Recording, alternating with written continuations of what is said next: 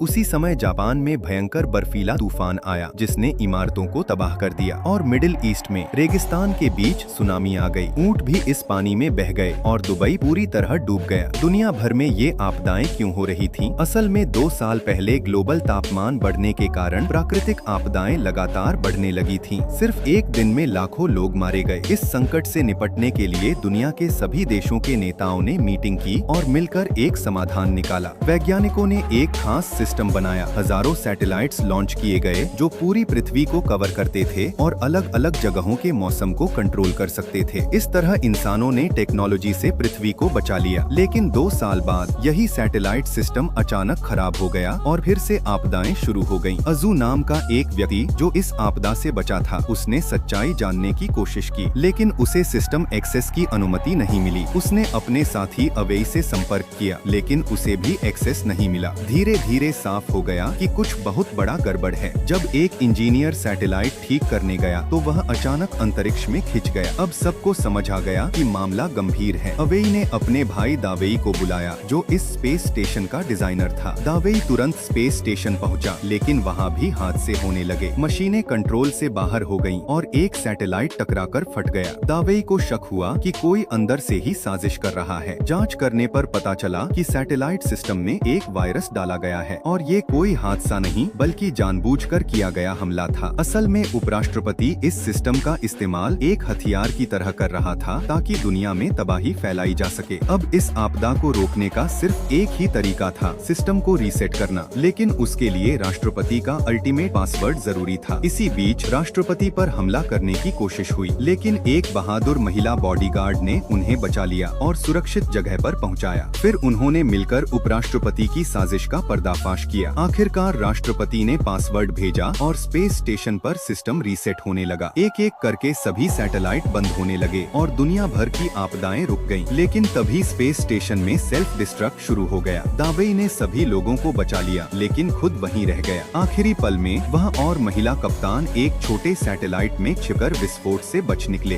बाद में एक स्पेसशिप ने उन्हें बचा लिया। धरती पर फिर से शांति लौट आई और इंसानियत बच गई।